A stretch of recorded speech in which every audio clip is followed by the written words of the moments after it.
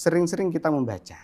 Membaca banyak, konteks membaca ini bukan hanya sekedar membaca buku ya. Okay. Jadi kita membaca lingkungan, kondisi alam seperti ini apa, bagaimana, ya kan ya. Okay. Ini bagian dari membaca.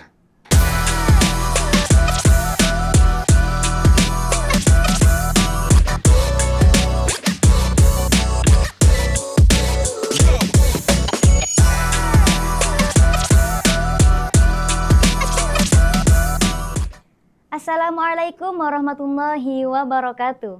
Halo sahabat Fada FM Reborn, senang sekali saya Hilda Bariro dapat kembali menemani Anda dalam talkshow kita kali ini. Di tengah derasnya arus informasi digital saat ini, kedangkalan literasi menjadi tantangan serius bagi bangsa. Literasi tidak lagi sekadar membaca, namun menuntut kemampuan memahami informasi, menyaring berita, serta memanfaatkan teknologi secara bijak dan juga produktif. Indonesia saat ini mengalami paradoks digital. Akses internet dan media sosial sangat tinggi, namun tingkat literasi masih rendah. Kehadiran teknologi digital tidak serta-merta melahirkan masyarakat yang literat. Di tengah budaya instan, membaca buku bahkan sering dipandang sebagai hal yang tidak populer. Fenomena ini dapat menjadi tantangan nyata bagi dunia literasi saat ini. Oleh karena itu, perpustakaan kampus hadir sebagai solusi bukan sekadar tempat meminjam buku, melainkan jembatan pengetahuan yang membantu mahasiswa menyaring informasi, menjaga integritas akademik, dan menciptakan inovasi. Oleh karena itu, talkshow ini mengangkat judul Melawan Arus Kedangkalan Strategi Perpustakaan Kampus Menghadapi Krisis Literasi Bangsa. Sebagai respon atas realitas literasi di era digital saat ini. Sebelumnya, mari kita sambut dengan hangat narasumber kita hari ini. Bapak Muhammad Kholidi, salah satu pustakawan di Universitas Nurul Jadid. Assalamualaikum Bapak. Waalaikumsalam warahmatullahi wabarakatuh. Apa kabar hari ini Bapak? Alhamdulillah. Alhamdulillah. Sehat. Oke, baik. Terima kasih nggih Bapak sudah menyempatkan hadir dalam talkshow Fada FM Reborn kita pada pagi hari ini. Terima kasih. Untuk pada segmen pertama ini, kita akan membahas realitas krisis literasi di era digital. Di tengah tingginya akses internet dan media sosial, mahasiswa dihadapkan pada banjir informasi yang tidak seluruhnya valid, kredibel, dan dapat dipertanggungjawabkan. Kondisi ini menunjukkan adanya paradoks digital, akses informasi semakin luas, namun kemampuan memahami, mengkritisi, dan mengolah informasi masih terbatas. Dampaknya, mahasiswa mudah terpapar hoaks, misinformasi, dan budaya berpikir instan. Menurut Bapak nih Bapak, bagaimana kondisi literasi mahasiswa di era digital saat ini? Oke, terima kasih. Jadi menurut pandangan kami terkait dengan literasi bahwa saat ini adalah minim literasi. Minim literasi karena banyak faktor. Yang pertama adalah karena kita dimudahkan dengan teknologi, itu dipermudah oleh teknologi pertama.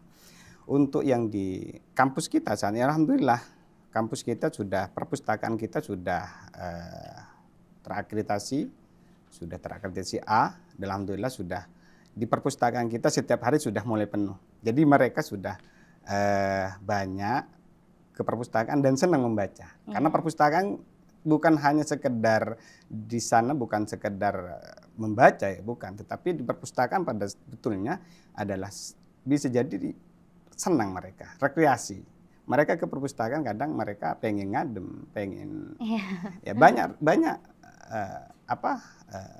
yang pandang yang ke sana. Seperti itu. Mungkin faktor apa saja nih Bapak yang menyebabkan terjadinya krisis literasi di tengah kemudahan akses informasi ini Bapak? Ini faktor ya, berjerat faktor. Pertama adalah terkait dengan semakin maraknya informasi-informasi yang saat ini semakin meluas. Yang pertama adalah difaktor dengan adanya gadget ini, mereka kadang kalau tidak betul-betul dengan di filter dengan baik, maka tentu teman-teman akan gampang juga meng-share, tidak menelaah kembali ya. Jadi faktor itu yang membuat kadang mereka sungkan untuk membaca ya. Sungkan membaca. Ya, sungkan membaca. Sehingga dengan adanya gadget ini mereka kadang wah, iya sama aja ke perpustakaan sama-sama membaca. Padahal di perpustakaan itu tidak hanya itu. Maka kembali lagi kepada individu. Kalau kita kembali kepada apa yang disampaikan oleh yang difirmankan oleh Iqra ya kan ya. Iqra membaca itu adalah tidak hanya terkait dengan teks ya. Membaca itu tidak hanya terkait dengan teks, tapi kontekstual perlu kita pikirkan bersama, gitu kan.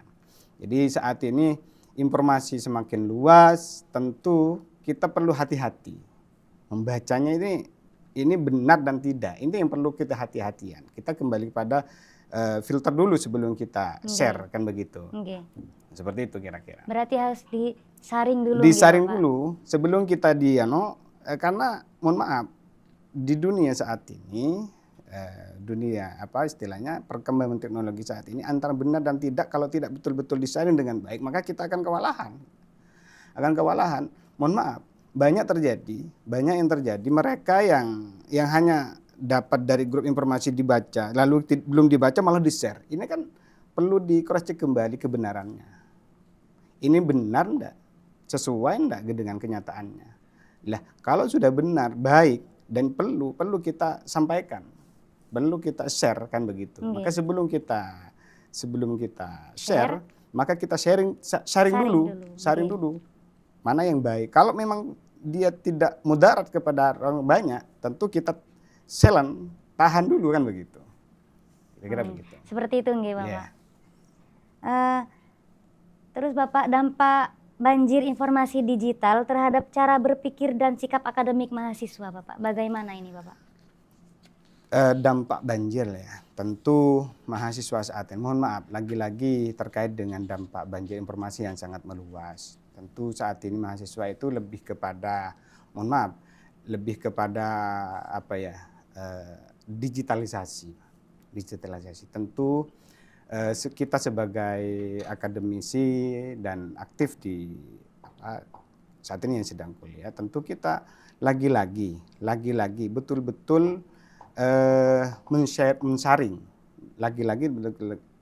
betul-betul mensaring, sehingga nantinya teman-teman ya tidak terjerumus kepada hal-hal yang tidak baik. Mohon maaf, saat ini kita mau memberikan informasi yang sangat gampang.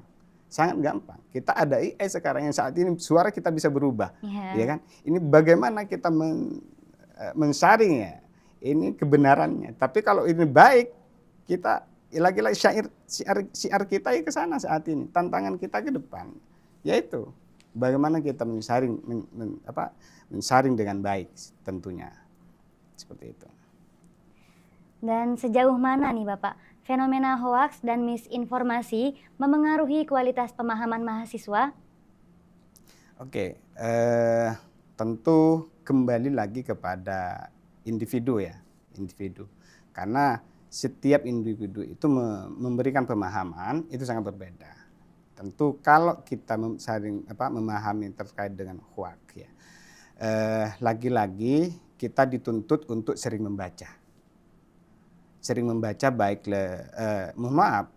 yang berupa digital, baik secara kontekstual, yang di perpustakaan di luar, itu sering-sering kita membaca banyak. Konteks membaca ini bukan hanya sekedar membaca buku ya. Jadi kita membaca lingkungan, kondisi alam seperti ini apa, bagaimana, ya kan ya. Ini bagian dari membaca. Tentu pemahaman konteks hoaks ini adalah kembali kepada diri kita, bagaimana kita menyikapi kondisi saat ini. Oh, ini ternyata kondisi saat ini sedang tidak baik-baik. Apa kendalanya? Kendala ini memang banyak orang yang tidak memahami terkait dengan semisal perusahaan, lingkungan. Itu juga menjadi bagian dari kita. Baca lingkungan itu juga bagian dari kontekstual. Itu kira-kira. Apa risiko jangka panjang jika krisis literasi ini tidak segera diatasi, Bapak? Lah, ini saya juga berpikir tadi di perpus. Ini dampaknya sangat panjang. Mahasiswa adalah agen perubahan generasi selanjutnya ya. Pandangan kami adalah kalau mahasiswa generasi saat ini tidak betul-betul mensaring dengan baik, tidak membaca tekstual maupun kontekstual, tentu Indonesia akan hancur. Artinya, mohon maaf, artinya apa? Generasi selanjutnya nantinya, apa yang akan disampaikan pemahaman-pemahaman kalau mulai saat ini kita tidak membaca. Tentu ini sangat minus sekali.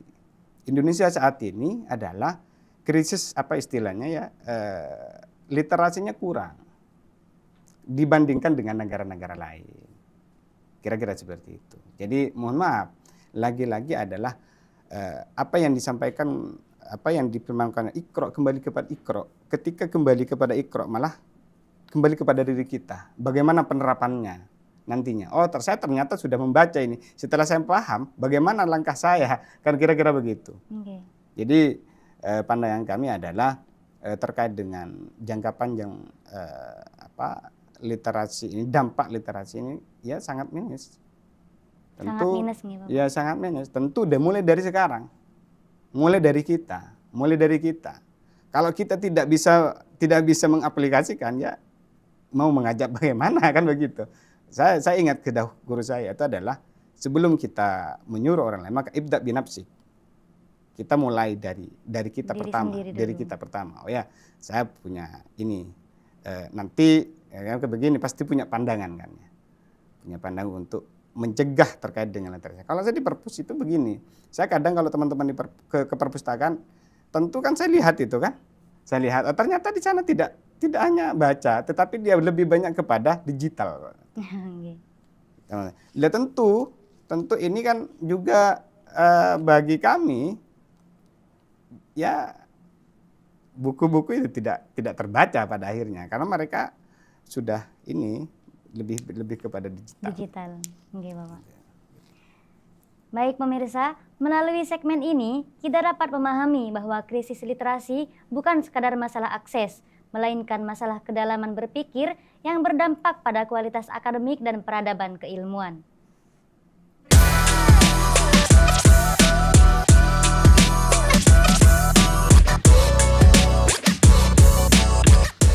Kembali lagi bersama saya pada segmen kedua ini. Selanjutnya kita akan membahas peran dan strategi perpustakaan kampus dalam menghadapi krisis di literasi di era digital. Di tengah kemudahan akses informasi, perpustakaan kampus dituntut tidak hanya menyediakan sumber bacaan, tetapi juga menjadi pusat pengembangan literasi dan pengetahuan. Perpustakaan kampus berperan sebagai jembatan antara akses digital dan kedalaman pemahaman. Melalui berbagai program, layanan, dan kolaborasi akademik, perpustakaan diharapkan mampu membentuk mahasiswa yang literat, kritis, dan bertanggung jawab dalam menggunakan informasi. Menurut Bapak, strategi apa yang dapat dilakukan perpustakaan kampus untuk meningkatkan literasi mahasiswa di era digital? Oke, terima kasih. Jadi perpustakaan itu ada beberapa program yang memang disediakan di perpustakaan. Yang pertama adalah ada pojok statistik, kan. Mereka untuk mencari data. Kedua, yang di sana itu kita sering berkolaborasi dengan mahasiswa, dengan BEM. Tujuannya apa? Kita bahwa keberadaan perpustakaan itu betul-betul berdampak terhadap mahasiswa. Tuh. Yang kedua adalah kita menjalankan program-program yang ada di perpustakaan. Tentu ada pojok, yang pertama ada pelayanan yang disediakan di perpustakaan, ada pelayanan referensi, OPEK, dan juga kegiatan-kegiatan kelas literasi.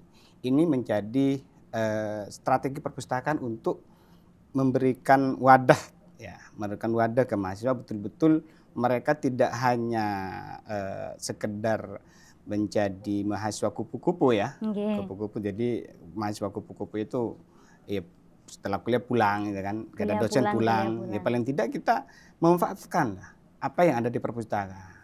Tentu kami setiap hari Kamis itu ada kegiatan-kegiatan kolaborasi dengan dosen, dengan mahasiswa gitu. Tujuannya apa?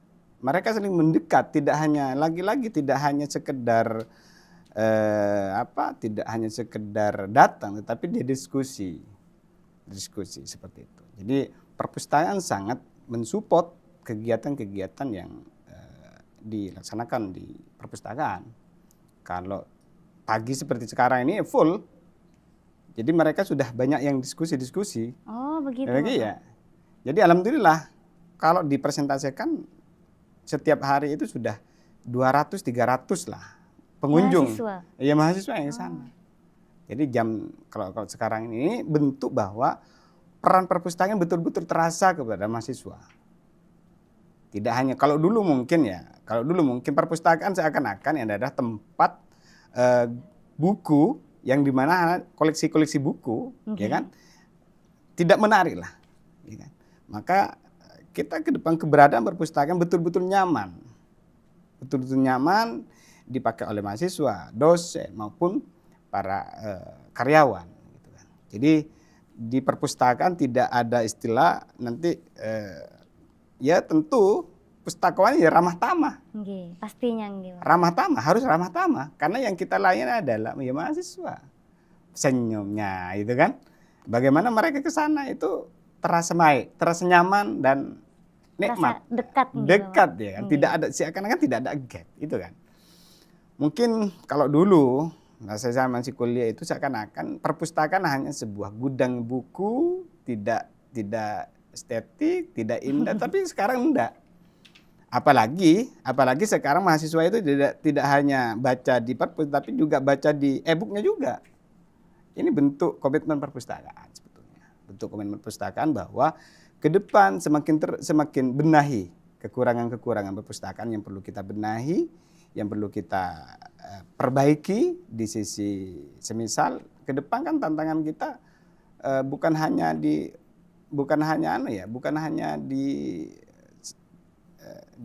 datang ke perpustakaan, tetapi bagaimana mahasiswa itu tidak perlu ke perpustakaan, tetapi dia mengunjungi perpustakaan. Bisa jadi di e-booknya, di perpustakaan digital semisalkan begitu kira-kira. Bagaimana perpustakaan kampus berperan dalam membantu mahasiswa menyaring dan juga mengevaluasi informasi digital yang kredibel? Nah, ini lagi-lagi strategi, mohon maaf, lagi-lagi terkait dengan menyaring informasi dan evaluasi. Tentu kita sebagai pustakawan tentu menyiapkan sebaik mungkin, menyiapkan fasilitas yang ada. Kami menyediakan semisal mohon maaf, kami menyediakan beberapa sarana yang ada di perpustakaan itu untuk mereka yang betul-betul mau mengakses. Mohon maaf, tentu mahasiswa sekarang sudah banyak mempunyai laptop ya. Tapi perpustakaan menyediakan sarana prasarana yang memang mereka yang tidak tidak menggunakan laptop semisal, tidak bawa laptop, kita menyediakan fasilitas itu. Tentu informasi-informasi yang kita sediakan ada yang terbuka, ada yang tertutup di sana. Kalau misal mau akses perpusnas misal, kita menyediakan linknya, misal begitu, hingga nantinya tidak gampang mendapatkan informasi hoax, ya, karena lagi-lagi kembali lagi kepada kita, yaitu adalah bagaimana menyaring informasi itu. Kira-kira begitu. Oke, Bapak. Dan sejauh mana Bapak perpustakaan dapat mendukung budaya riset, penulisan ilmiah dan publikasi akademik mahasiswa? Alhamdulillah perpustakaan itu sangat mensupport sebetulnya, tentu dengan bahan referensi yang ada di perpustakaan itu kita update, kita perbaharui yang dibutuhkan oleh para dosen dan para mahasiswa, sehingga nanti mahasiswa merasa tercukupi kebutuhan, tentu referensi-referensi yang dibutuhkan. Di perpustakaan tentu butuh pembaharuan buku sebetulnya. dan referensi-referensi jurnal itu kan yang sekiranya kita berlangganan. Ini ke depan kita benahi bersama, kita perbaiki bersama untuk lebih baik, menjaga relevansi terkait dengan kebutuhan-kebutuhan mahasiswa. Tentu yang saat ini adalah perlu pembaharuan buku. Sehingga nanti ketika ada mahasiswa mencari referensi, kita terpenuhi apa yang dicari oleh mahasiswa, baik dosen maupun karyawan yang saat ini akan meneliti. Sekira begitu. Sudah Bapak. Yeah. Pada segmen ini dapat dipahami bahwa perpustakaan kampus memiliki posisi strategis sebagai penggerak literasi, pendukung riset dan penjaga kualitas akademik di era digital.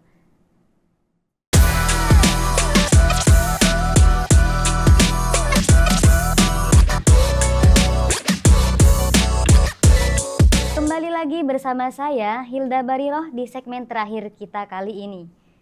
Selanjutnya kita akan melihat gambaran besar peran perpustakaan kampus dalam membangun masa depan literasi bangsa. Setelah membahas realitas krisis literasi dan strategi menghadapinya, segmen ini menjadi ruang refleksi atas arah dan tanggung jawab perpustakaan kampus dalam konteks pembangunan nasional. Perpustakaan kampus tidak lagi diposisikan sebagai ruang penyimpanan buku, melainkan sebagai instrumen pembentukan masyarakat berbasis pengetahuan. Melalui penguatan literasi, riset dan integritas akademik, perpustakaan berkontribusi dalam mencetak lulusan yang mampu berpikir mendalam, menghasilkan inovasi, dan memberi dampak nyata bagi masyarakat. Baik Bapak, apa dampak jangka panjang penguatan literasi kampus terhadap kualitas lulusan dan daya saing bangsa, Bapak? Oke, terima kasih. Dampak panjang terkait dengan literasi ini tentu kita sebagai pustakawan dan juga para mahasiswa, juga para dosen, tentu kita saling kolaborasi, saling menguatkan, tentu kita saling memberikan terbaik. Tapi kembali kepada kita adalah perpustakaan itu adalah memberikan pelayanan baik dari referensi, buku maupun pelayanan-pelayanan yang ada di perpustakaan. Tentu perpustakaan ini adalah jantung sebuah perguruan tinggi, yang mana perpustakaan adalah jantung. Kalau tidak berdetak, maka yang lain tidak akan bergerak. Kan begitu kira-kira. Gambaran. Jadi paling tidak bagaimana perpustakaan ini bisa menggerakkan para mahasiswa dan para dosen, baik para peneliti itu kan, sehingga mereka tergerak hatinya bahwa kita ke perpustakaan mencari referensi. Tentu perpustakaan menyediakan apa yang dibutuhkan oleh para mahasiswa dan dosen dan para peneliti. Tentu ini menjadi kajian dan menjadi pembenahan ke depan. Jadi perpustakaan itu adalah menyediakan kebutuhan-kebutuhan para mahasiswa, baik dari referensi, jurnal, dan bahan-bahan bacaan-bacaan yang dibutuhkan. Tidak hanya referensi, tapi kita menyediakan semisal proceeding gitu kan. Tentu kita menjadi bagian dari itu. Perpustakaan harus menyediakan. Koran semisal harus kita menyediakan. Karena apa? Informasi-informasi yang kita dapat dari luar maupun dari dalam harus ditampung di perpustakaan. Saat ini kita sudah perpustakaan di Universitas Nurul Jadid itu sudah mengalih media. Ke depan mahasiswa kalau mencari referensi skripsi semisal tidak hanya harus ke perpustakaan, tapi harus di digitalnya, mencari di digitalnya, kira-kira begitu. Nah, kembali lagi apa yang sudah disampaikan tadi adalah jantungnya harus bergerak, jantung perguruan tinggi harus bergerak. Kalau jantungnya tidak bergerak, tentu gerakan-gerakan yang lain ini nanti juga kewalahan. Gitu kira-kira. Sejauh ini Bapak, bagaimana perpustakaan kampus dapat menjaga integritas akademik di tengah kemudahan akses digital, terutama dalam mencegah plagiarisme? Oke, terima kasih. Ini plagiarisme semakin ada di mana-mana tentunya. dengan adanya AI, Gemini, tentu mahasiswa saat ini mencari referensi ini sangat gampang. Tapi perpustakaan menyediakan cek plagiasi. Artinya apa? Sebuah perpustakaan itu sudah harus menyediakan cek apa yang namanya cek plagiasi ya. Sehingga nanti mahasiswa yang ketika mau mencari referensi atau menyetorkan sebuah karyanya di perpustakaan adalah di perpustakaan atau perpustakaan harus sudah menyeleksi terlebih dahulu. Oh, begitu Bapak. Menyeleksi terlebih dahulu. Apakah ini betul-betul valid atau tidak? Kalau tidak valid sesuai dengan SOP, kita kembalikan. Oh, Kita kembalikan sehingga betul-betul karya-karya mereka betul-betul terbaik, diseleksi dengan baik. okay. Kira-kira begitu. Sehingga keberadaan perpustakaan bukan hanya tidak hanya dilihat oleh segelintir orang hanya tempat buku, bukan, tetapi betul-betul menyeleksi karya-karya para dosen, para mahasiswa sebaik mungkin. Itu kami sudah menyediakan SOP itu. Kira-kira begitu. Menurut Bapak, apa harapan dan arah pengembangan perpustakaan kampus ke depan agar tetap relevan dengan perkembangan zaman? Tentu harapan dari kami nantinya perpustakaan itu ke depan harapan adalah ada perpustakaan digital.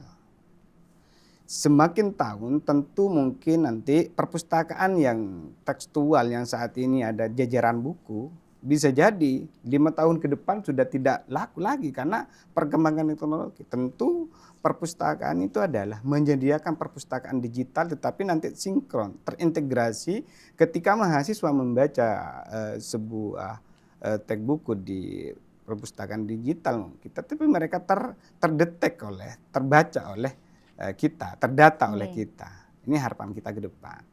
Karena saat ini kita tidak menutup kemungkinan, kita lihat ke tahun 2000 lah ya, tahun 2000 yang lalu, kita saat ini dikembalikan kepada saat ini.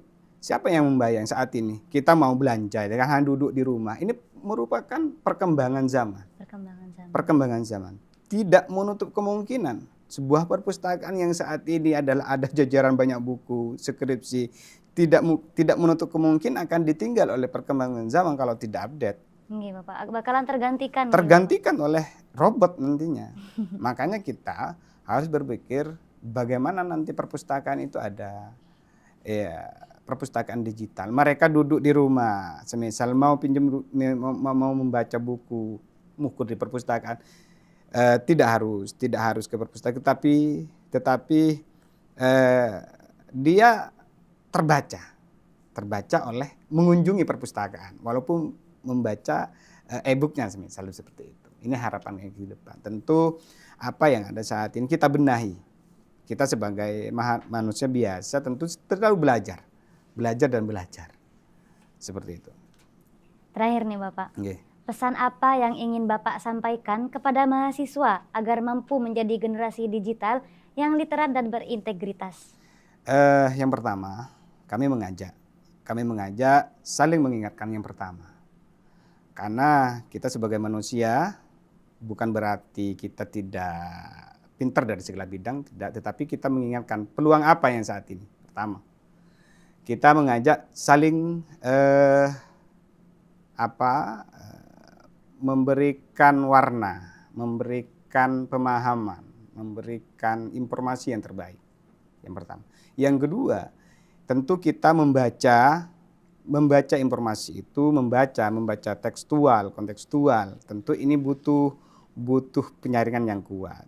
Jangan gampang dibohongi saat ini.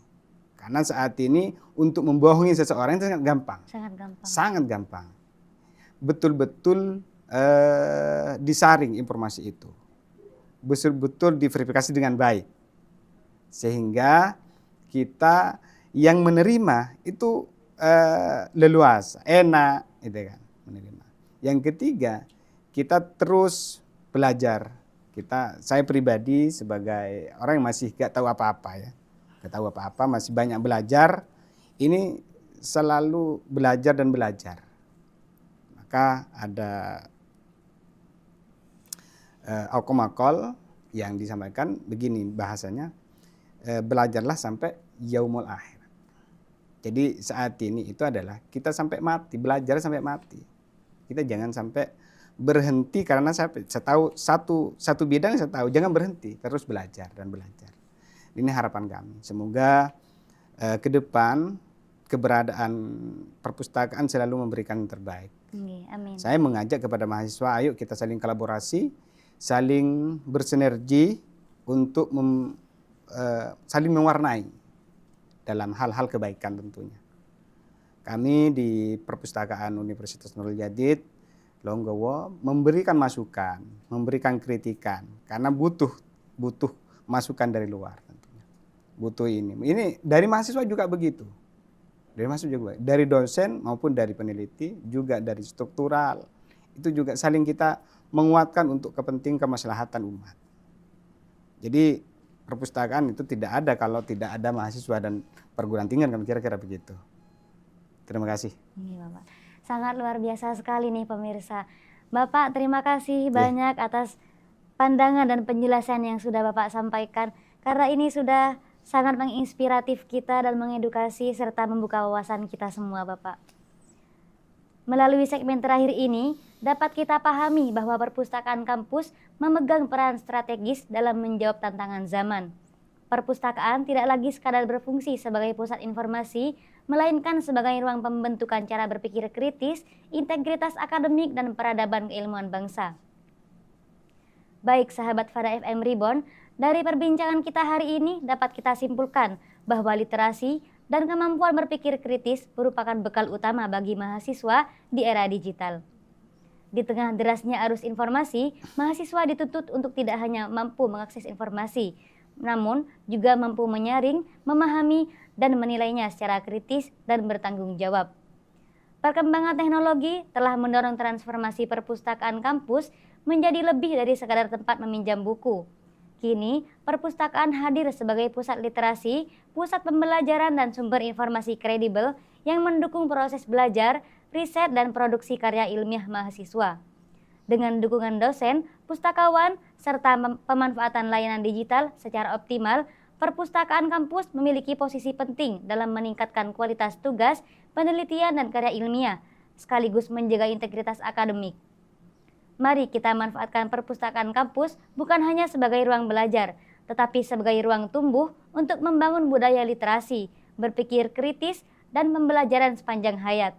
Semoga pembahasan kita kali ini dapat menjadi wawasan dan sumber pengetahuan bagi kita semua dalam meningkatkan budaya literasi, kemampuan berpikir kritis, serta pemanfaatan teknologi dan perpustakaan kampus secara bijak dan produktif.